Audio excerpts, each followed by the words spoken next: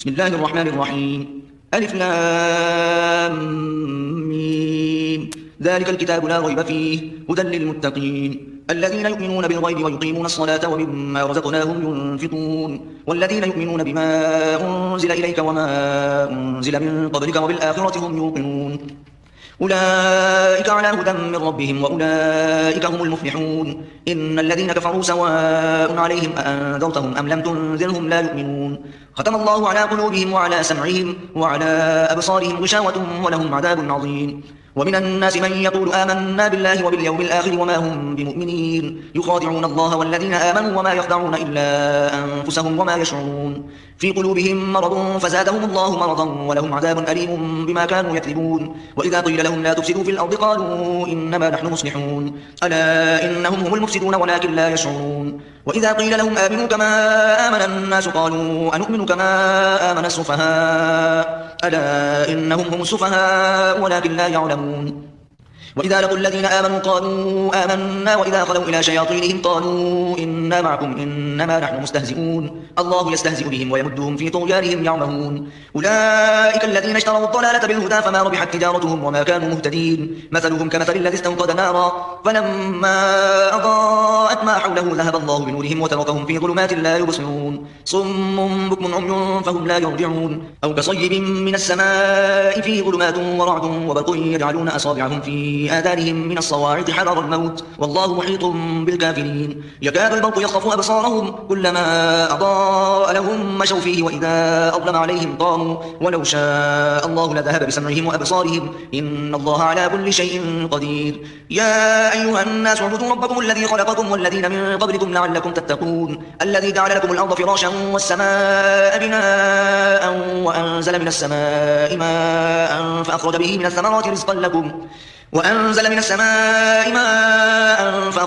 الثمرات رزقا لكم فلا تجعلوا لله أندادا وأنتم تعلمون. وإن كنتم في ريب مما نزلنا على عبدنا فأتوا بسورة من مثله وادعوا شهداءكم من دون الله إن كنتم صادقين. فإن لم تفعلوا ولن تفعلوا فاتقوا النار التي وقودها الناس والحجارة أعدت للكافرين. وبشر الذين آمنوا وعملوا الصالحات أن لهم جنات تجري من تحتها الأنهار كلما رزقوا منها من ثمرة رزقا قالوا هذا الذي رزقنا من قبل وأتوا به متشابها ولهم فيها أزواج مطهرة وهم فيها خالدون. إن الله لا يستحيي أن يضرب مثلا ما بعوضة فما فوقها فأما الذين آمنوا فيعلمون أنه الحق من ربهم وأما الذين كفروا فيقولون ماذا أراد الله بهذا مثلا يضل به كثيرا ويهدي به كثيرا وما يضل به إلا الفاسقين. الذين ينقضون عهد الله من بعد ميثاقه ويقطعون ما أمر الله به أن يوصل ويفسدون في الأرض أولئك هم الخاسرون. كيف تكفرون بالله وكنتم أمواتا فأحياكم ثم يميتكم ثم يحييكم ثم إليه ترجعون. هو الذي خلق لكم ما في الأرض جميعا ثم استوى إلى السماء فسواهن 7 سماوات وهو بكل شيء عليم. وإذ قال ربك للملائكة إني جاعل في الأرض خليفة قالوا أتجعل فيها من يفسد فيها ويسفك الدماء ونحن نسبح بحمدك ونقدس لك قال إني أعلم ما لا تعلمون. وعلم آدم الأسماء كلها ثم عرضهم على الملائكة فقال أنبئوني بأسماء هؤلاء إن كنتم صادقين. قالوا سبحانك لا علم لنا إلا ما علمتنا إنك أنت العليم الحكيم. قال يا آدم أنبئهم بأسمائهم فلما أنبأهم بأسمائهم قال ألم أقل لكم إني أعلم غيب السماوات والأرض وأعلم ما تبدون وما كنتم تكتمون. وإذ قلنا للملائكة اسجدوا لآدم فسجدوا إلا إبليس أبى واستكبر وكان من الكافرين. وقلنا يا آدم اسكن أنت وزوجك الجنة وكلا منها رغدا حيث شئتما ولا تقربا هذه الشجرة فتكونا من الظالمين. فأزلهما الشيطان عنها فأخرجهما مما كانا فيه وقلنا اهبطوا بعضكم لبعض عدو ولكم في الأرض مستقر ومتاع إلى حين. فتلقى آدم من ربه كلمات فتاب عليه إنه هو التواب الرحيم. قلنا اهبطوا منها جميعا فإما يأتينكم مني هدى فمن تبع هداي فلا خوف عليهم ولا هم يحزنون. والذين كفروا وكذبوا بآياتنا أولئك أصحاب النار هم فيها خالدون. يا بني إسرائيل اذكروا نعمتي التي أنعمت عليكم وأوفوا بعهدي أوف بعهدكم وإياي فارهبون وآمنوا بما أنزلت مصدقا لما معكم ولا تكونوا أول كافر به ولا تشتروا بآياتي ثمنا قليلا وإياي فاتقون ولا تلبسوا الحق بالباطل وتكتموا الحق وأنتم تعلمون وأقيموا الصلاة وآتوا الزكاة واركعوا مع الراكعين أتأمرون الناس بالبر وتنسون أنفسكم وأنتم تتلون الكتاب أفلا تعقلون واستعينوا بالصبر والصلاة وإنها لكبيرة إلا على الخاشعين الذين يظنون أنهم ملاقو ربهم وأنهم إليه راجعون يا بني إسرائيل اذكروا نعمتي التي أنعمت عليكم وأني فضلتكم على العالمين واتقوا يوما لا تجزي نفس عن نفس شيئا ولا يقبل منها شفاعة ولا يؤخذ منها عدل ولا هم ينصرون وإذ نجيناكم من آل فرعون يسومونكم سوء العذاب يذبحون أبناءكم ويستحيون نساءكم وفي ذلكم بلاء من ربكم عظيم وإذ فرقنا بكم البحر فأنجيناكم وأغرقنا آل فرعون وأنتم تنظرون وإذ واعدنا موسى 40 ليلة ثم اتخذتم العجل من بعده وأنتم ظالمون ثم عفونا عنكم من بعد ذلك لعلكم تشكرون وإذ آتينا موسى الكتاب والفرقان لعلكم تهتدون وإذ قال موسى لقومه يا قوم إنكم ظلمتم أنفسكم باتخاذكم العجل فتوبوا إلى بارئكم فاقتلوا أنفسكم ذلكم خير لكم عند بارئكم فتاب عليكم إنه هو التواب الرحيم وإذ قلتم يا موسى لن نؤمن لك حتى نرى الله جهرة فأخذتكم الصاعقة وأنتم تنظرون ثم بعثناكم من بعد موتكم لعلكم تشكرون وظللنا عليكم الغمام وأنزلنا عليكم المن والسلوى كلوا من طيبات ما رزقناكم وما ظلمونا ولكن كانوا أنفسهم يظلمون وإذ قلنا ادخلوا هذه القرية فكلوا منها حيث شئتم رغدا وادخلوا الباب سجدا وقولوا حطة نغفر لكم خطاياكم وسنزيد المحسنين فبدل الذين ظلموا قولا غير الذي قيل لهم فأنزلنا على الذين ظلموا رجزا من السماء بما كانوا يفسقون وإذ استسقى موسى لقومه فقلنا اضرب بعصاك الحجر فانفجرت منه 12 عينا قد علم كل أناس مشربهم كلوا واشربوا من رزق الله ولا تعثوا في الأرض مفسدين وإذ قلتم يا موسى لن نصبر على طعام واحد فادع لنا ربك يخرج لنا مما تنبت الأرض من بقلها وقثائها وفومها وعدسها وبصلها قال أتستبدلون الذي هو أدنى بالذي هو خير اهبطوا مصرا فإن لكم ما سألتم وضربت عليهم الذلة والمسكنة وباءوا بغضب من الله ذلك بأنهم كانوا يكفرون بآيات الله ويقتلون النبيين بغير الحق ذلك بما عصوا وكانوا يعتدون إن الذين آمنوا والذين هادوا والنصارى والصابين من آمن بالله واليوم الآخر وعمل صالحا فلهم أجرهم عند ربهم ولا خوف عليهم ولا هم يحزنون وإذ أخذنا ميثاقكم ورفعنا فوقكم الطور خذوا ما آتيناكم بقوة واذكروا ما فيه لعلكم تتقون ثم توليتم من بعد ذلك فلولا فضل الله عليكم ورحمته لكنتم من الخاسرين ولقد علمتم الذين اعتدوا منكم في السبت فقلنا لهم كونوا قردة خاسئين فجعلناها نكالا لما بين يديها وما خلفها وموعظة للمتقين وإذ قال موسى لقومه إن الله يأمركم أن تذبحوا بقرة قالوا أتتخذنا هزوا قال أعوذ بالله أن أكون من الجاهلين قالوا ادع لنا ربك يبين لنا ما هي قال إنه يقول إنها بقرة لا فارض ولا بكر عوان بين ذلك فافعلوا ما تؤمرون قالوا ادع لنا ربك يبين لنا ما لونها قال إنه يقول إنها بقرة صفراء فاقع لونها تسر الناظرين قالوا ادع لنا ربك يبين لنا ما هي إن البقرة شابه علينا وإنا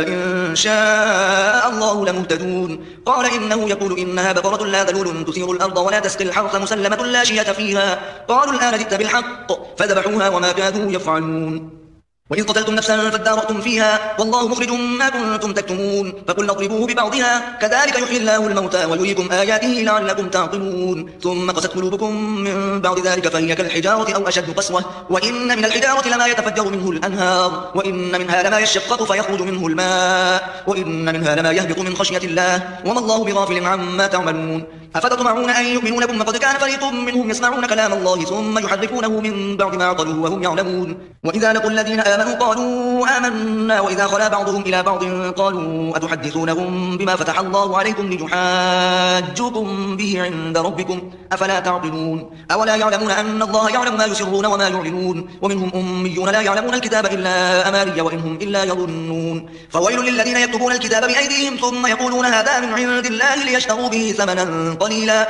فويل لهم مما كتبت أيديهم وويل لهم مما يكسبون وقالوا لن تمسنا النار إلا أياما معدودة قل أتخذتم عند الله عهدا فلن يخلف الله عهده أم تقولون على الله ما لا تعلمون بلى من كسب سيئة وأحاطت به خطيئته فأولئك أصحاب النار هم فيها خالدون والذين آمنوا وعملوا الصالحات أولئك أصحاب الجنة هم فيها خالدون وإذ أخذنا ميثاق بني إسرائيل لا تعبدون إلا الله وبالوالدين إحسانا وذي القربى واليتامى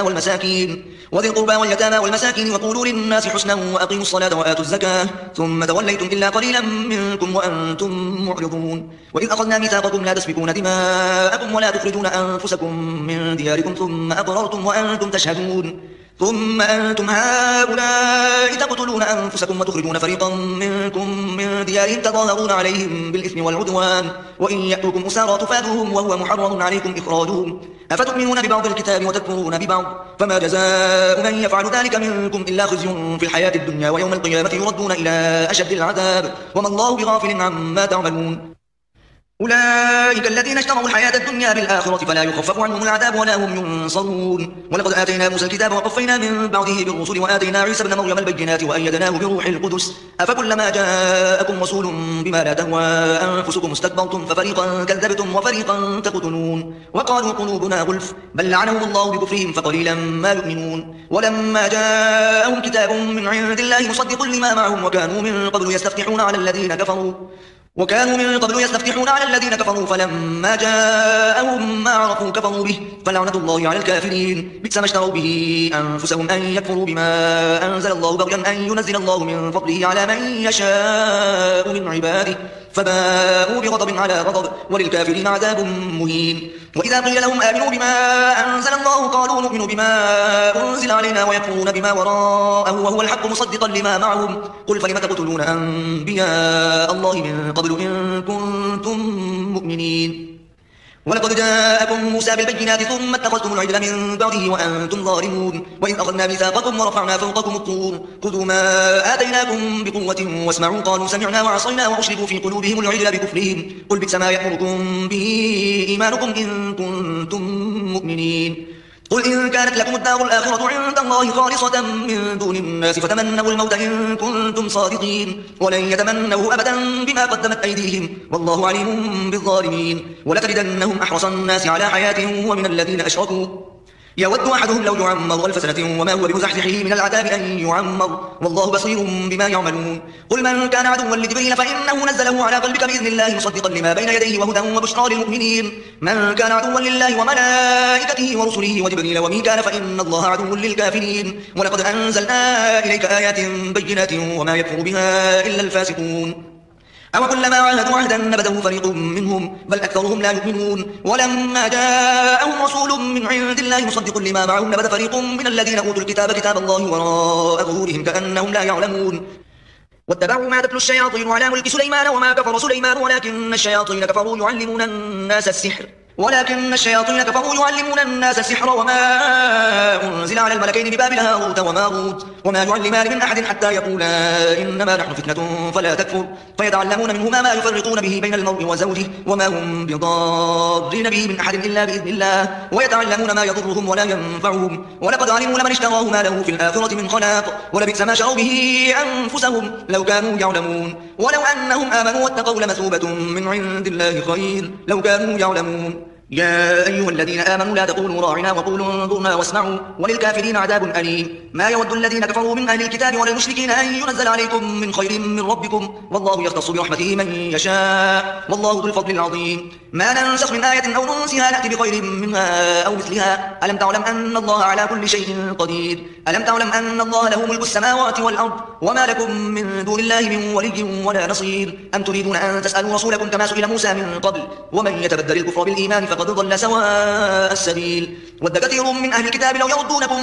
من بعد إيمانكم كفارا حسدا من عند أنفسهم من بعد ما تبين لهم الحق فاعفوا واصفحوا حتى يأتي الله بأمره إن الله على كل شيء قدير. وأقيموا الصلاة وآتوا الزكاة وما تقدموا لأنفسكم من خير تجدوه عند الله إن الله بما تعملون بصير. وقالوا لن يدخل الجنة إلا من كان هودا أو نصارى تلك أمانيهم قل هاتوا برهانكم إن كنتم صادقين. بلى من أسلم وجهه لله وهو محسن فله أجره عند ربه ولا خوف عليهم ولا هم يحزنون. وقالت اليهود ليست النصارى على شيء وقالت النصارى ليست اليهود على شيء وهم يتلون الكتاب كذلك قال الذين لا يعلمون مثل قولهم فالله يحكم بينهم يوم القيامة فيما كانوا فيه يختلفون. ومن أظلم ممن منع مساجد الله أن يذكر فيها اسمه وسعى في خرابها أولئك ما كان لهم أن يدخلوها إلا خائفين لهم في الدنيا خزي ولهم في الآخرة عذاب عظيم. ولله المشرق والمغرب فأينما تولوا فثم وجه الله إن الله واسع عليم وقالوا اتخذ الله ولدا سبحانه بل له ما في السماوات والأرض كل له قانتون بديع السماوات والأرض وإذا قضى أمرا فإنما يقول له كن فيكون وقال الذين لا يعلمون لولا يكلمنا الله أو تأتينا آية كذلك قال الذين من قبلهم مثل قولهم تشابهت قلوبهم قد بينا الآيات لقوم يوقنون إنا أرسلناك بالحق بشيرا ونذيرا ولا تسأل عن أصحاب الجحيم ولن ترضى عنك اليهود ولا النصارى حتى تتبع ملتهم قل إن هدى الله هو الهدى ولئن اتبعت أهواءهم بعد الذي جاءك من العلم ما لك من الله من ولي ولا نصير الذين آتيناهم الكتاب يتلونه حق تلاوته أولئك يؤمنون به ومن يكفر به فأولئك هم الخاسرون يا بني إسرائيل اذكروا نعمتي التي أنعمت عليكم وأني فضلتكم على العالمين واتقوا يوما لا تجزي نفس عن نفس شيئا ولا يقبل منها عدل ولا تنفعها شفاعة ولا هم ينصرون وإذ ابتلى إبراهيم ربه بكلمات فأتمهن قال إني جاعلك للناس إماما قال ومن ذريتي قال لا ينال عهد الظالمين وإذ جعلنا البيت مثابة للناس وأمنا واتخذوا من مقام إبراهيم مصلى وعهدنا إلى إبراهيم وإسماعيل أن طهر بيتي للطائفين والعاكفين والركع السجود وإذ قال إبراهيم رب اجعل هذا بلدا آمنا وارزق أهله من الثمرات من آمن منهم بالله واليوم الآخر قال ومن كفر فأمتعه قليلا ثم أضطره إلى عذاب النار وبئس المصير وإذ يرفع إبراهيم القواعد من البيت وإسماعيل ربنا تقبل منا إنك أنت السميع العليم ربنا واجعلنا مسلمين لك ومن ذريتنا أمة مسلمة لك وأرنا مناسكنا وتب علينا إنك أنت التواب الرحيم ربنا وابعث فيهم رسولا منهم يتلو عليهم آياتك ويعلمهم الكتاب والحكمة ويزكيهم إنك أنت العزيز الحكيم ومن يرغب عن ملة إبراهيم إلا من سفه نفسه ولقد اصطفيناه في الدنيا وإنه في الآخرة لمن الصالحين إذ قال له ربه أسلم قال أسلمت لرب العالمين ووصى بها إبراهيم بنيه ويعقوب يا بني إن الله اصطفى لكم الدين فلا تموتن إلا وأنتم مسلمون أم كنتم شهداء إذ حضر يعقوب الموت إذ قال لبنيه ما تعبدون من بعدي قالوا نعبد إلهك وإله آبائك إبراهيم وإسماعيل وإسحاق إلها واحدا ونحن له مسلمون تلك أمة قد خلت لها ما كسبت ولكم ما كسبتم ولا تسألون عما كانوا يعملون وقالوا كونوا هودا أو نصارى تهتدوا قل بل ملة إبراهيم حنيفا وما كان من المشركين قولوا آمنا بالله وما أنزل إلينا وما أنزل إلى إبراهيم وإسماعيل وإسحاق ويعقوب والأسباط وما أوتي موسى وعيسى وما أوتي النبيون من ربهم لا نفرق بين أحد منهم ونحن له مسلمون فإن آمنوا بمثل ما آمنتم به فقد اهتدوا وإن تولوا فإنما هم في شقاق فسيكفيكهم الله وهو السميع العليم صبغة الله ومن أحسن من الله صبغة ونحن له عابدون قل أتحاجوننا في الله وهو ربنا وربكم ولنا أعمالنا ولكم أعمالكم ونحن له مخلصون أم تقولون إن إبراهيم وإسماعيل وإسحاق ويعقوب والأسباط كانوا هودا أو نصارى قل أأنتم أعلم أم الله ومن أظلم ممن كتم شهادة عنده من الله وما الله بغافل عما تعملون تلك أمة قد خلت لها ما كسبت ولكم ما كسبتم ولا تسألون عما كانوا يعملون سيقول السفهاء من الناس ما ولاهم عن قبلتهم التي كانوا عليها قل لله المشرق والمغرب يهدي من يشاء إلى صراط مستقيم وكذلك جعلناكم أمة وسطا لتكونوا شهداء على الناس ويكون الرسول عليكم شهيدا وما جعلنا القبلة التي كنت عليها إلا لنعلم من يتبع الرسول ممن ينقلب على عقبيه وإن كانت لكبيرة إلا على الذين هدى الله وما كان الله ليضيع إيمانكم إن الله بالناس لرؤوف رحيم قد نرى تقلب وجهك في السماء فلنولينك قبلة ترضاها فول وجهك شطر المسجد الحرام وحيث ما كنتم فولوا وجوهكم شطره وإن الذين أوتوا الكتاب ليعلمون أنه الحق من ربهم وما الله بغافل عما يعملون ولئن أتيت الذين أوتوا الكتاب بكل آية ما تبعوا قبلتك وما أنت بتابع قبلتهم وما بعضهم بتابع قبلة بعض ولئن اتبعت أهواءهم من بعد ما جاءك من العلم إنك إذا لمن الظالمين الذين آتيناهم الكتاب يعرفونه كما يعرفون أبناءهم وإن فريقا منهم لا يكتمون الحق وهم يعلمون الحق من ربك فلا تكونن من الممترين ولكل وجهة هو موليها فاستبقوا الخيرات أينما تكونوا يأتي بكم الله جميعا إن الله على كل شيء قدير ومن حيث خرجت فول وجهك شطر المسجد الحرام وإنه للحق من ربك وما الله بغافل عما تعملون ومن حيث خرجت فول وجهك شطر المسجد الحرام وحيث ما كنتم فولوا وجوهكم شطره لئلا يكون للناس عليكم حجة إلا الذين ظلموا منهم فلا تخشوهم واخشوني ولأتم نعمتي عليكم ولعلكم تهتدون كما أرسلنا فيكم رسولا منكم يتلو عليكم آياتنا ويزكيكم ويعلمكم الكتاب والحكمة ويعلمكم ما لم تكونوا تعلمون فاذكروني أذكركم واشكروني ولا تكفرون يا أيها الذين آمنوا استعينوا بالصبر والصلاة إن الله مع الصابرين ولا تقولوا لمن يقتل في سبيل الله أموات بل أحياء ولكن لا تشعرون ولنبلونكم بشيء من الخوف والجوع ونقص من الأموال والأنفس والثمرات وبشر الصابرين الذين إذا أصابتهم مصيبة قالوا إنا لله وإنا إليه راجعون أولئك عليهم صلوات من ربهم ورحمة وأولئك هم المهتدون إن الصفا والمروة من شعائر الله فمن حج البيت أو اعتمر فلا جناح عليه أن يطوف بهما ومن تطوع خيرا فإن الله شاكر عليم إن الذين يكتمون ما أنزلنا من البينات والهدى من بعد ما بيناه للناس في الكتاب أولئك يلعنهم الله ويلعنهم اللاعنون إلا الذين تابوا وأصلحوا وبينوا فأولئك أتوب عليهم وأنا التواب الرحيم إن الذين كفروا وماتوا وهم كفار أولئك عليهم لعنة الله والملائكة والناس أجمعين خالدين فيها لا يخفف عنهم العذاب ولا هم ينظرون وإلهكم إله واحد لا إله إلا هو الرحمن الرحيم إن في خلق السماوات والأرض واختلاف الليل والنهار والفلك التي تجري في البحر بما ينفع الناس وما أنزل الله من السماء من ماء فأحيا به الأرض بعد موتها وبث فيها من كل دابة وتصريف الرياح والسحاب المسخر بين السماء والأرض لآيات لقوم يعقلون ومن الناس من يتخذ من دون الله أندادا يحبونهم كحب الله والذين آمنوا أشد حبا لله ولو يرى الذين ظلموا إذ يرون العذاب أن القوة لله جميعا وأن الله شديد العذاب إذ تبرأ الذين اتبعوا من الذين اتبعوا ورأوا العذاب وتقطعت بهم الأسباب وقال الذين اتبعوا لو أن لنا كرة فنتبرأ منهم كما تبرأوا منا كذلك يريهم الله أعمالهم حسرات عليهم وما هم بخارجين من النار يا أيها الناس كلوا مما في الأرض حلالا طيبا ولا تتبعوا خطوات الشيطان إنه لكم عدو مبين إنما يأمركم بالسوء والفحشاء وأن تقولوا على الله ما لا تعلمون وإذا قيل لهم اتبعوا ما أنزل الله قالوا بل نتبع ما ألفينا عليه آباءنا أولو كان آباؤهم لا يعقلون شيئا ولا يهتدون ومثل الذين كفروا كمثل الذي ينعق بما لا يسمع إلا دعاء ونداء صم بكم عمي فهم لا يعقلون يا أيها الذين آمنوا كلوا من طيبات ما رزقناكم واشكروا لله إن كنتم إياه تعبدون إنما حرم عليكم الميتة والدم ولحم الخنزير وما أهل به لغير الله فمن اضطر غير باغ ولا عاد فلا إثم عليه إن الله غفور رحيم إن الذين يكتمون ما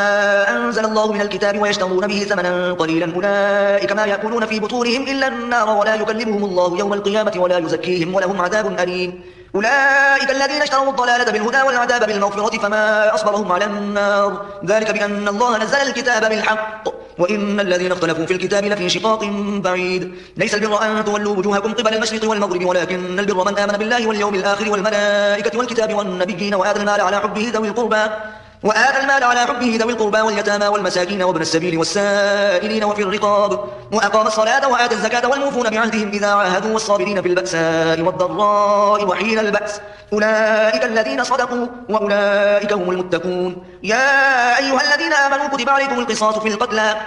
الحر بالحر والعبد بالعبد والأنثى بالأنثى فمن وفي له من أخيه شيء فاتباع بالمعروف وأداء إليه بإحسان ذلك تخفيف من ربكم ورحمة فمن اعتدى بعد ذلك فله عذاب أليم ولكم في القصاص حياة يا أولي الألباب لعلكم تتقون كتب عليكم إذا حضر أحدكم الموت إن ترك خيرا الوصية للوالدين والأقربين بالمعروف حقا على المتقين فمن بدله بعدما سمعه فإنما إثمه على الذين يبدلونه إن الله سميع عليم فمن خاف من موص جنفا أو إثما فأصلح بينهم فلا إثم عليه إن الله غفور رحيم يا أيها الذين آمنوا كتب عليكم الصيام كما كتب على الذين من قبلكم لعلكم تتقون أياما معدودات فمن كان منكم مريضا أو على سفر فعدة من أيام أخر وعلى الذين يطيقونه فدية طعام مسكين فمن تطوع خيرا فهو خير له وأن تصوموا خير لكم إن كنتم تعلمون شهر رمضان الذي أنزل فيه القرآن هدى للناس وبينات من الهدى والفرقان فمن شهد منكم الشهر فليصم ومن كان مريضا أو على سفر فعدة من أيام أخر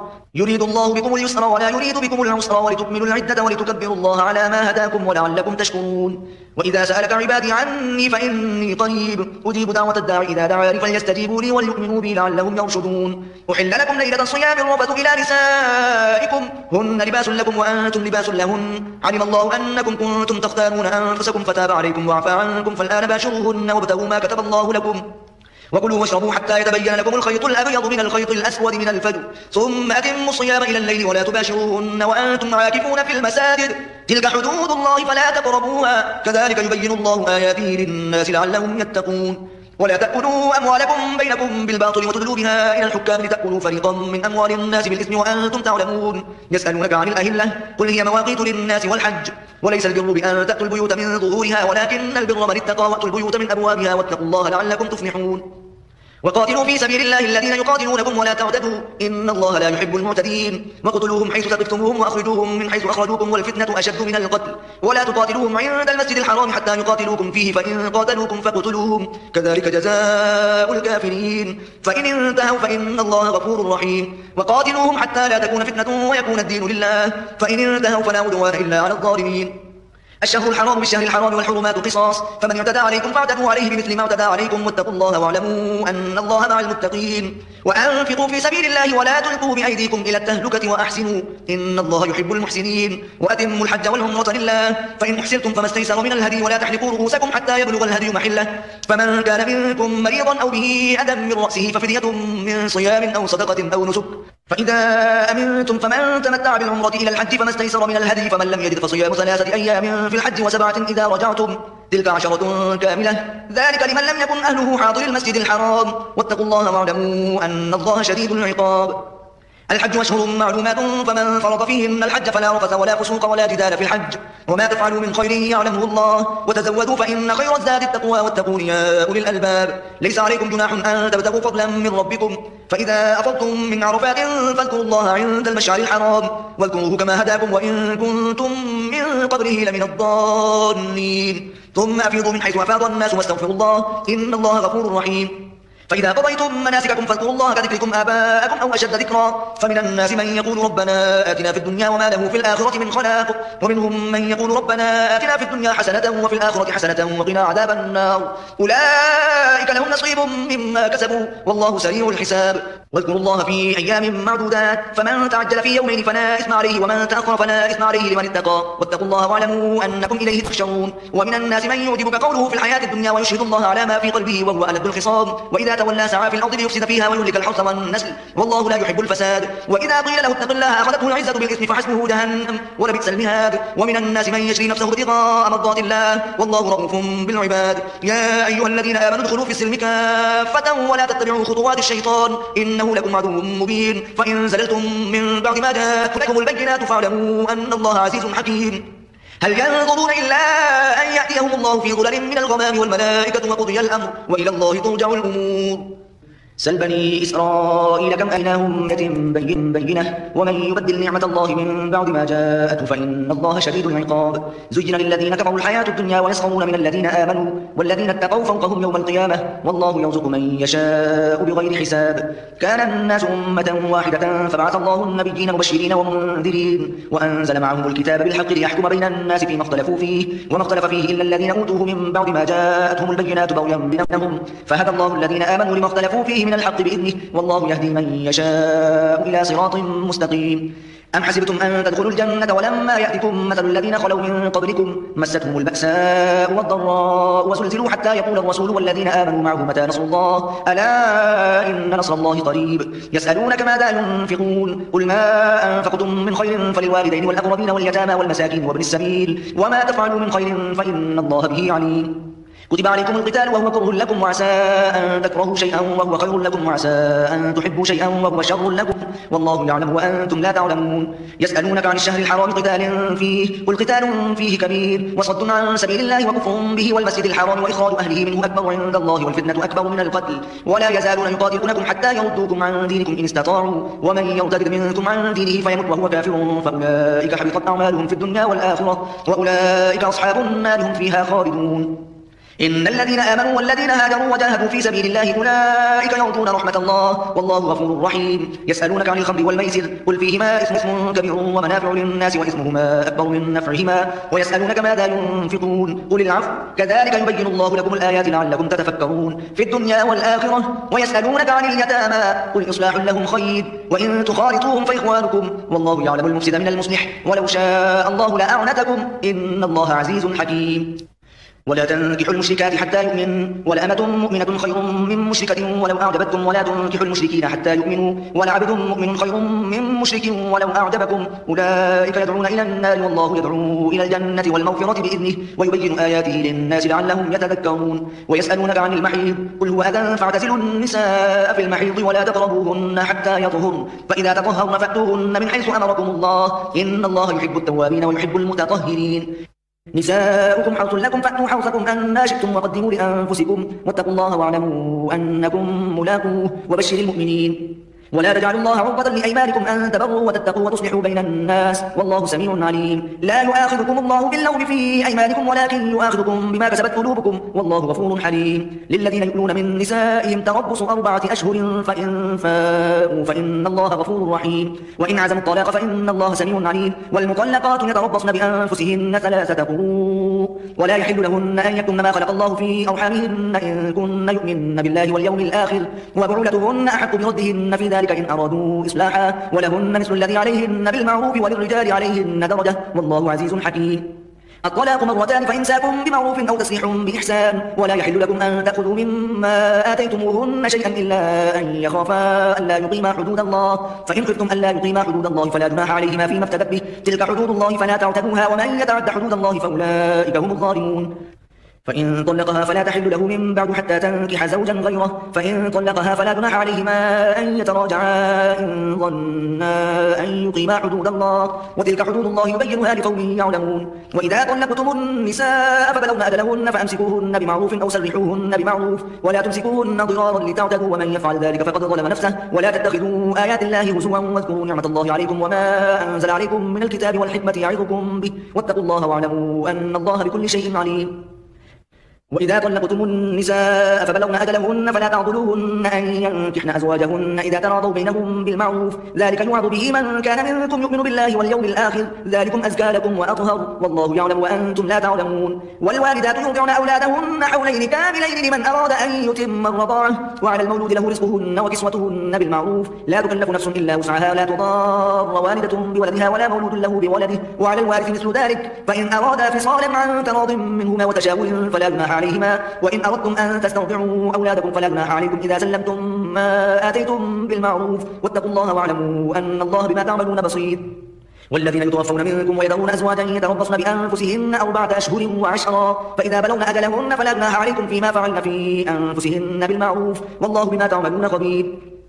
ولا جناح عليكم فيما عرضتم به من خطبة النساء أو أكننتم في أنفسكم علم الله أنكم ستذكرونهن ولكن لا تواعدوهن سرا إلا أن تقولوا قولا معروفا ولا تعزموا عقدة النكاح حتى يبلغ الكتاب أجله واعلموا أن الله يعلم ما في أنفسكم فاحذروه واعلموا أن الله غفور حليم. لا جناح عليكم إن طلقتم النساء ما لم تمسوهن أو تفرضوا لهن فريضة ومتعوهن على الموسع قدره وعلى المقتر قدره متاعا بالمعروف حقا على المحسنين. وإن طلقتموهن من قبل أن تمسوهن وقد فرضتم لهن فريضة فنصف ما فرضتم إلا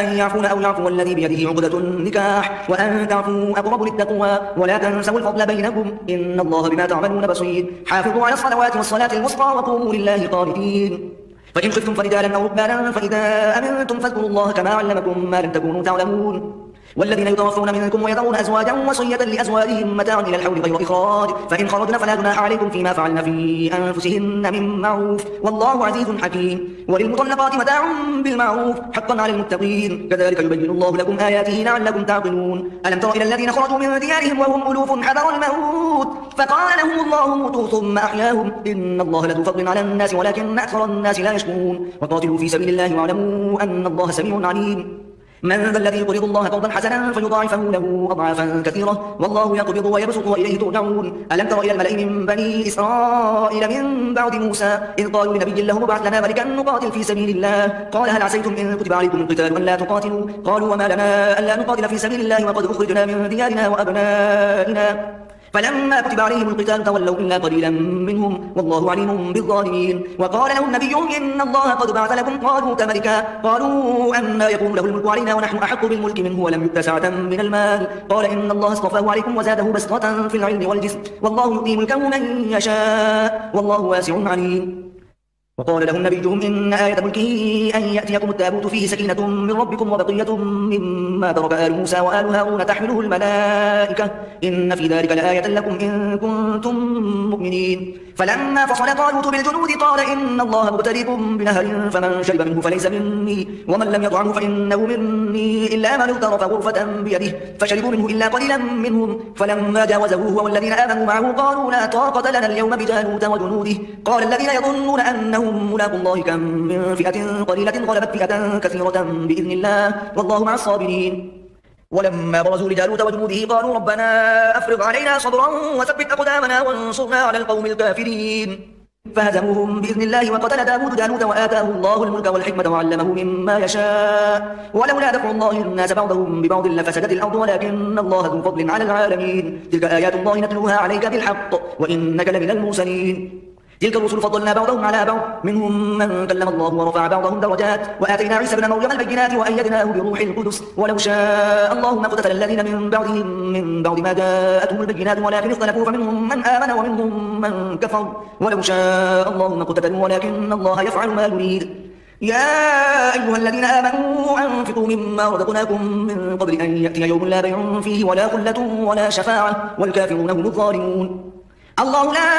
إله إلا هو الحي القيوم لا تأخذه سنة ولا نوم له ما في السماوات وما في الأرض من ذا الذي يشفع عنده إلا بإذنه يعلم ما بين أيديهم وما خلفهم ولا يحيطون بشيء من علمه إلا بما شاء وسع كرسيه السماوات والأرض ولا يئوده حفظهما وهو العلي العظيم لا إكراه في الدين قد تبين الرشد من الغي فمن يكفر بالطاغوت ويؤمن بالله فقد استمسك بالعروة الوثقى لا انفصام لها والله سميع عليم الله ولي الذين آمنوا يخرجهم من الظلمات إلى النور والذين كفروا أولياءهم الطاغوت يخرجونهم من النور إلى الظلمات أولئك أصحاب النار هم فيها خالدون ألم تر إلى الذي حاج إبراهيم في ربه أن آتاه الله الملك إذ قال إبراهيم ربي الذي يحيي ويميت قال أنا أحيي وأميت قال إبراهيم فإن الله يأتي بالشمس من المشرق فأت بها من المغرب فبهت الذي كفر والله لا يهدي القوم الظالمين أو كالذي مر على قرية وهي خاوية على عروشها قال أن يحيي هذه الله بعد موتها فأماته الله 100 عام ثم بعثه قال كم لبثت قال لبثت يوما أو بعض يوم قال بل لبثت 100 عام فانظر إلى طعامك وشرابك لم يتسنه وانظر إلى حمارك ولنجعلك آية للناس وانظر إلى العظام كيف ننشزها ثم نكسوها لحما فلما تبين له قال أعلم أن الله على كل شيء قدير وإذ قال إبراهيم رب أرني كيف تحيي الموتى قال أولم تؤمن قال بلى ولكن ليطمئن قلبي قال فخذ 4 من الطير فصرهن إليك ثم اجعل على كل جبل منهن جزءا ثم ادعهن يأتينك سعيا واعلم أن الله عزيز حكيم مثل الذين ينفقون أموالهم في سبيل الله كمثل حبة أنبتت 7 سنابل في كل سنبلة 100 حبة والله يضاعف لمن يشاء والله واسع عليم الذين ينفقون أموالهم في سبيل الله ثم لا يتبعون ما أنفقوا منا ولا أذى لهم أجرهم عند ربهم ولا خوف عليهم ولا هم يحزنون قول معروف ومغفرة خير من صدقة يتبعها أذى والله غني حليم يا أيها الذين آمنوا لا تبطلوا صدقاتكم بالمن والأذى كالذي ينفق ماله رئاء الناس ولا يؤمن بالله واليوم الآخر فمثله كمثل صفوان عليه تراب فأصابه وابل فتركه صلدا لا يقدرون على شيء مما كسبوا والله لا يهدي القوم الكافرين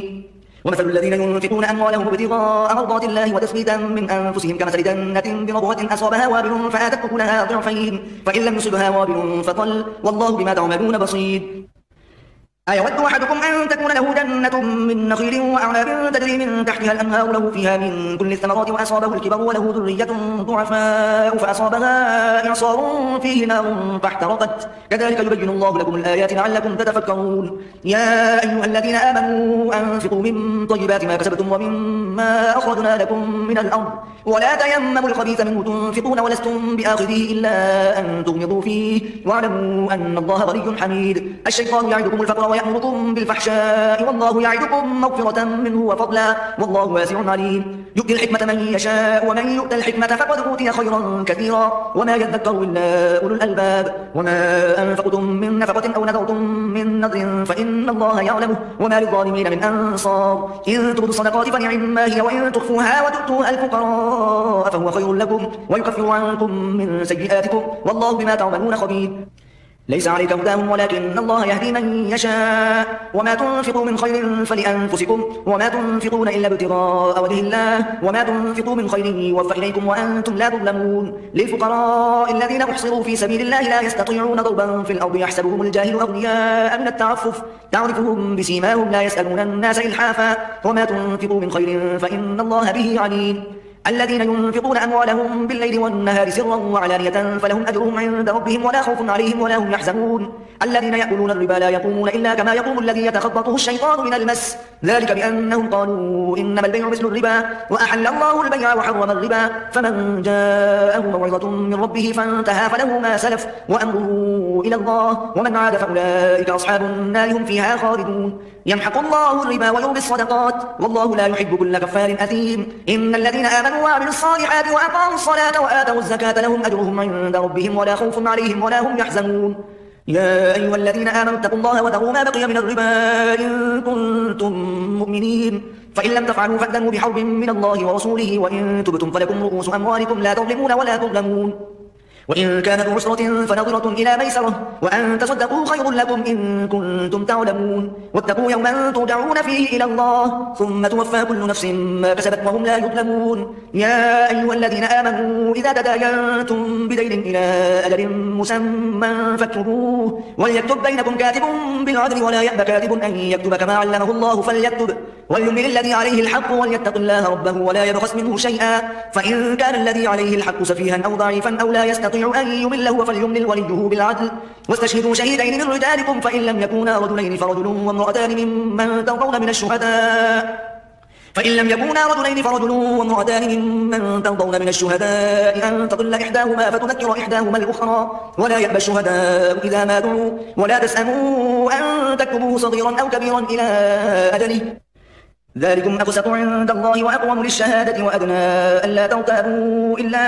أن تكون تجارة حاضرة تديرونها بينكم فليس عليكم جناح ألا تكتبوها وأشهدوا إذا تبايعتم ولا يضار كاتب ولا شهيد وإن تفعلوا فإنه فسوق بكم واتقوا الله ويعلمكم الله والله بكل شيء عليم وإن كنتم على سفر ولم تجدوا كاتبا فرهان مقبوضة فإن أمن بعضكم بعضا فليؤدي الذي اؤتمن أمانته وليتق الله ربه ولا تكتموا الشهادة ومن يكتمها فإنه آثم قلبه والله بما تعملون عليم لله ما في السماوات وما في الأرض وإن تبدوا ما في أنفسكم أو تخفوه يحاسبكم به الله فيغفر لمن يشاء ويعذب من يشاء والله على كل شيء قدير آمن الرسول بما أنزل إليه من ربه والمؤمنون كل آمن بالله وملائكته وكتبه ورسله لا نفرق بين أحد من رسله وقالوا سمعنا وأطعنا غفرانك ربنا وإليك المصير لا يكلف الله نفسا إلا وسعها لها ما كسبت وعليها ما اكتسبت ربنا لا تؤاخذنا إن نسينا أو أخطأنا ربنا ولا تحمل علينا